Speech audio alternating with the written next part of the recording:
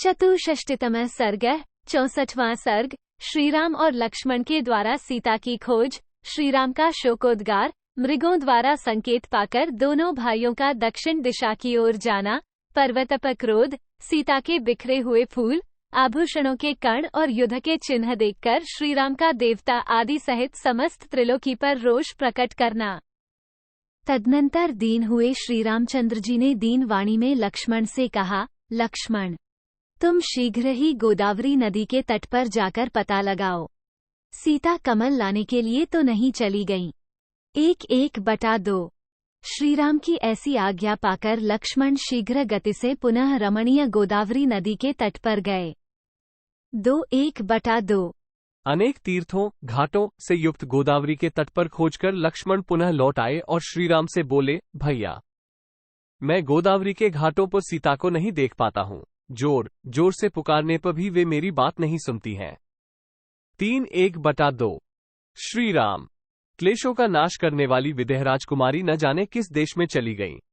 भैया श्रीराम, जहां कृष्कटी प्रदेश वाली सीता गई है, उस स्थान को मैं नहीं जानता। 4:1/2। लक्ष्मण की यह बात सुनकर दीन एवं संताप से मोहित हुए श्री रामचंद्र जी स्वयं ही गोदावरी नदी के तट पर गए। 5:1/2। वहां पहुंचकर श्रीराम ने पूछा, सीता कहाँ है? परंतु वध के योग्य राक्षसराज रावण द्वारा हरी गई सीता के विषय में समस्त भूतोन्मैन से किसी ने कुछ नहीं कहा। गोदावरी नदी ने भी श्रीराम को कोई उत्तर नहीं दिया। 6:7। तदनंतर वन के समस्त प्राणियों ने उन्हें प्रेरित किया कि तुम श्रीराम को उनकी प्रिया का पता बता दो। किंतु शोकमग्न श्रीराम के पूछने पर भी गोदावरी ने सीता का पता नहीं बताया। 8। दुरात्मा रावण के उस रूप और कर्म को याद करके भय के मारे गोदावरी नदी ने वैदेही के विषय में श्रीराम से कुछ नहीं कहा। 9। सीता के दर्शन के विषय में जब नदी ने उन्हें पूर्ण निराश कर दिया, तब सीता को न देखने से कष्ट में पड़े हुए श्रीराम सुमित्रा कुमार से इस प्रकार बोले। 10। सौम्य लक्ष्मण, ये गोदावरी नदी तो मुझे कोई उत्तर ही नहीं देती है। अब मैं राजा जनक से मिलने पर उन्हें क्या जवाब दूंगा? जानकी के बिना उसकी माता से मिलकर भी मैं उनसे यह अप्रिय बात कैसे सुनाऊंगा? राज्यहीन होकर वन में जंगली फल मूलों से निर्वाह करते समय भी जो मेरे साथ रहकर मेरे सभी दुखों को दूर किया करती थी, वो विदेह राजकुमारी कहाँ चली गई? 12:1/2। बंधु बांधवों से तो मेरा बिछो हो ही गया था, अब सीता के दर्शन से भी मुझे वंचित होना पड़ा। उसकी चिंता में निरंतर जागते रहने के कारण अब मेरी सभी रातें बहुत बड़ी हो जाएंगी। 13:1/2। मंदाकिनी नदी, जनस्थान तथा प्रस्रवण पर्वत, इन सभी स्थानों पर मैं बारंबार भ्रमण करूंगा। शायद वहां सीता का पता चल जाए। 14:1/2। वीर लक्ष्मण, ये विशाल मृग मेरी ओर बारंबार देख रहे हैं, मानो यहाँ ये मुझसे कुछ कहना चाहते हैं। मैं इनकी चेष्टाओं को समझ रहा हूँ। 15:1/2। तदनंतर उन सबकी ओर देखकर पुरुष सिंह श्री रामचंद्र जी ने उनसे कहा, बताओ सीता कहाँ है? उन मृगों की ओर देखते हुए राजा श्रीराम ने जब अश्रुगद वाणी से इस प्रकार पूछा, तब वे मृग सहसा उठकर खड़े हो गए और ऊपर की ओर देखकर आकाश मार्ग की ओर लक्ष्य कराते हुए सब के सब दक्षिण दिशा की ओर मुंह किए दौड़े। 16:17:1/2। मिथिलेश कुमारी सीता हरी जाकर जिस दिशा की ओर गई थी, उसी ओर के मार्ग से जाते हुए वे मृग राजा श्रीरामचंद्र जी की ओर मुड़कर देखते रहते थे। 18:1/2। वे मृग आकाश मार्ग और भूमि दोनों की ओर देखते और गर्जना करते हुए पुनः आगे बढ़ते थे। लक्ष्मण ने उनकी इस चेष्टा को लक्ष्य किया। वे जो कुछ कहना चाहते थे, उसका सारा सर्वस्वरूप जो उनकी चेष्टा थी, उसे उन्होंने अच्छी तरह समझ लिया। 19:20। तदनंतर बुद्धिमान लक्ष्मण ने आर्त से होकर अपने बड़े भाई से इस प्रकार कहा, आर्य, जब आपने पूछा कि सीता कहाँ है, तब ये मृग सहसा उठकर खड़े हो गए और पृथ्वी तथा दक्षिण की ओर हमारा लक्ष्य कराने लगे हैं। अतः देव, यही अच्छा होगा कि हम लोग इस नैऋत्य दिशा की ओर चलें। संभव है इधर जाने से सीता का कोई समाचार मिल जाए अथवा आर्या सीता स्वयं ही दृष्टिगोचर हो जाएं। 21:22:1/2। तब बहुत अच्छा, कहकर श्रीमान रामचंद्र जी लक्ष्मण को साथ ले पृथ्वी की ओर ध्यान से देखते हुए दक्षिण दिशा की ओर चल दिए। 23:1/2 वे दोनों भाई आपस में इसी प्रकार की बातें करते हुए ऐसे मार्ग पर जा पहुंचे जहां भूमि पर कुछ फूल गिरे दिखाई देते थे। 24:1/2 पृथ्वी पर फूलों की उस वर्षा को देखकर वीर श्रीराम ने दुखी हो लक्ष्मण से ये दुखभरा वचन कहा। 25:1/2 लक्ष्मण, मैं इन फूलों को पहचानता हूँ। ये वे ही फूल यहाँ गिरे हैं जिन्हें वन में मैंने विदेह नंदिनी को दिया था और उन्होंने अपने केशों में लगा लिया था। 26:1/2 मैं समझता हूँ सूर्य, वायु और यशस्विनी पृथ्वी ने मेरा प्रिय करने के लिए ही इन फूलों को सुरक्षित रखा है। 27:1/2 पुरुष प्रवर लक्ष्मण से ऐसा कहकर धर्मात्मा महाबाहु श्रीराम ने झरनों से भरे हुए प्रस्रवण गिरि से कहा। 28:1/2 पर्वतराज, क्या तुमने इस वन के रमणीय प्रदेश में मुझसे बिछुड़ी हुई सर्वांग सुंदरी रमणी सीता को देखा है? 29:1/2 तदनंतर जैसे सिंह छोटे मृग को देखकर दहाड़ता है, उसी प्रकार वे कुपित हो वहां उस पर्वत से बोले, पर्वत, जब तक मैं तुम्हारे सारे शिखरों का विध्वंस नहीं कर डालता हूँ, इसके पहले ही तुम उस कांचन की सी काया कांति वाली सीता का मुझे दर्शन करा दो। 30:31 श्रीराम के द्वारा मैथिली के लिए ऐसा कहे जाने पर उस पर्वत ने सीता को दिखाता हुआ सा कुछ चिन्ह प्रकट कर दिया। श्री रघुनाथ जी के समीप वो सीता को साक्षात उपस्थित न कर सका। 32 तब दशरथ नंदन श्रीराम ने उस पर्वत से कहा, अरे, तू मेरे बाणों की आग से जलकर भस्मीभूत हो जाएगा। किसी भी ओर से तू सेवन के योग्य नहीं रह जाएगा। तेरे तृण, वृक्ष और पल्लव नष्ट हो जाएंगे। इसके बाद वे सुमित्रा कुमार से बोले, लक्ष्मण, यदि यह नदी आज मुझे चंद्रमुखी सीता का पता नहीं बताती है तो मैं अब इसे भी सुखा डालूंगा। 34:1/2 ऐसा कहकर रोष में भरे हुए श्री रामचंद्र जी उसकी ओर इस तरह देखने लगे मानो अपनी दृष्टि द्वारा उसे जलाकर भस्म कर देना चाहते हैं। इतने ही में उस पर्वत और गोदावरी के समीप की भूमि पर राक्षस का विशाल पदचिह्न उभरा हुआ दिखाई दिया। 35:1/2 साथ ही राक्षस ने जिनका पीछा किया था और जो श्रीराम की अभिलाषा रखकर रावण के भय से संत्रस्त हो इधर उधर भागती फिरी थी, उन विदेह राजकुमारी सीता के चरण चिन्ह भी वहां दिखाई दिए। 36:1/2 सीता और राक्षस के पैरों के निशान, टूटे धनुष, तरकस और छिन्न भिन्न होकर अनेक टुकड़ों में बिखरे हुए रथ को देखकर श्री रामचंद्र जी का हृदय घबरा उठा। वे अपने प्रिय भ्राता सुमित्रा कुमार से बोले। 37:38 लक्ष्मण, देखो, ये सीता के आभूषणों में लगे हुए सोने के घुंघरू बिखरे पड़े हैं। सुमित्रानंदन, उसके नाना प्रकार के हार भी टूटे पड़े हैं। 39 सुमित्रा कुमार, देखो, यहाँ की भूमि सब ओर से सुवर्ण की बूंदों के समान ही विचित्र रक्तबिंदुओं से रंगी दिखाई देती है। 40 लक्ष्मण, मुझे तो ऐसा मालूम होता है कि इच्छानुसार रूप धारण करने वाले राक्षसों ने यहाँ सीता के टुकड़े टुकड़े करके उसे आपस में बांटा और खाया होगा।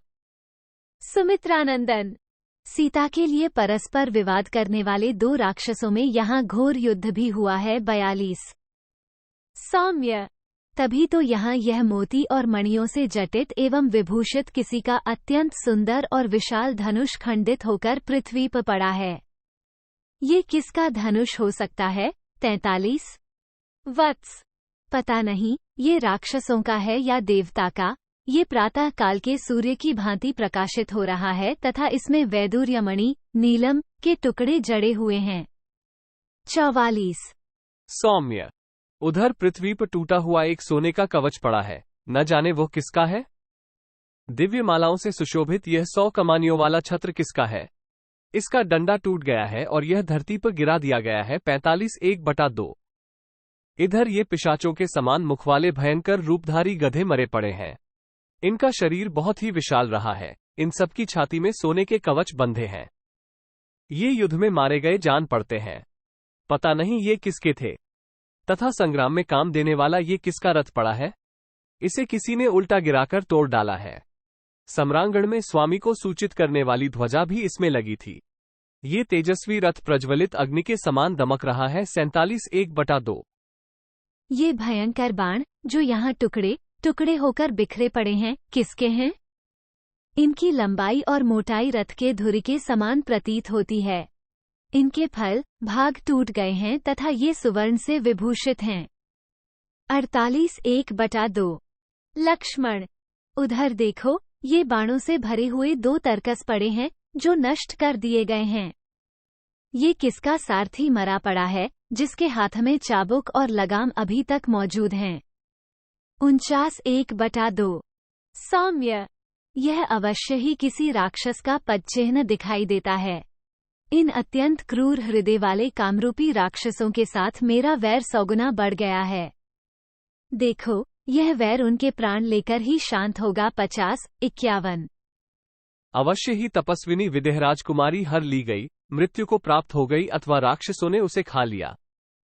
इस विशाल वन में हरी जाती हुई सीता की रक्षा धर्म भी नहीं कर रहा है। 52।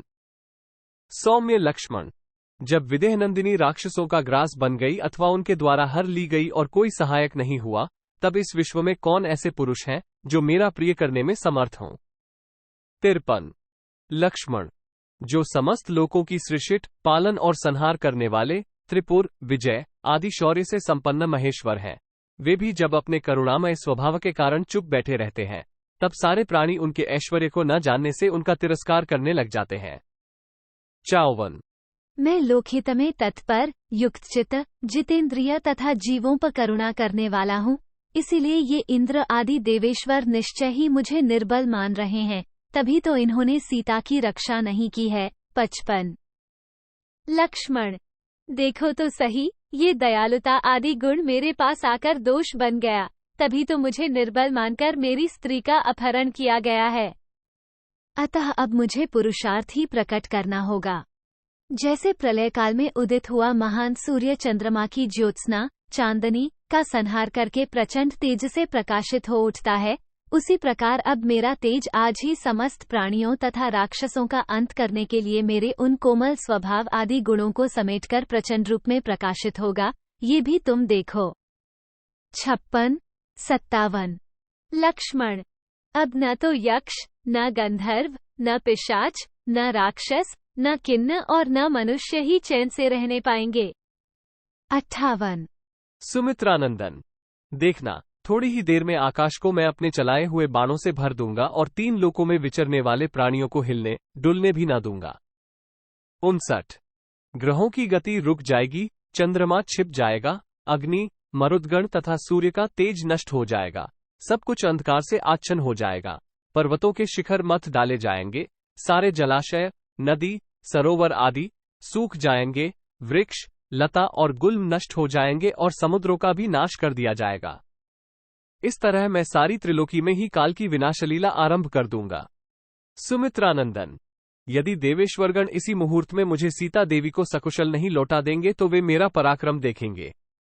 62:1/2।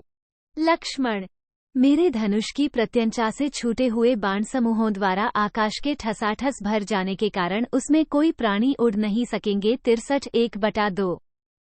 सुमित्रानंदन, देखो, आज मेरे नाराजों से रौंदा जाकर यह सारा विश्व व्याकुल और मर्यादा रहित हो जाएगा।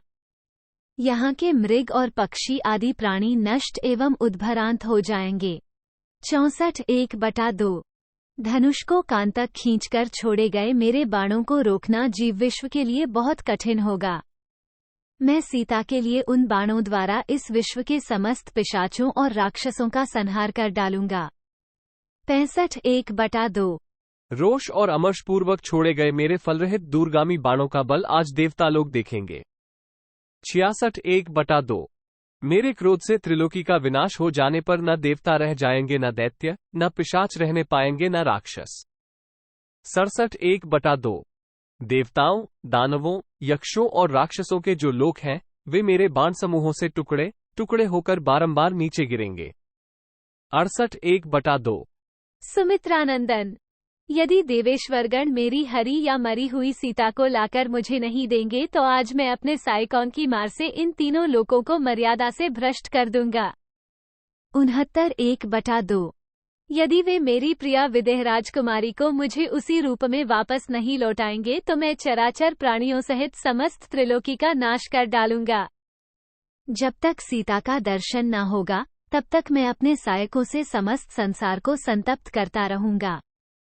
70-71 ऐसा कहकर श्री रामचंद्र जी के नेत्र क्रोध से लाल हो गए, होठ फड़कने लगे। उन्होंने वल्कल और मृगचर्म को अच्छी तरह कसकर अपने जटाभार को भी बांध लिया।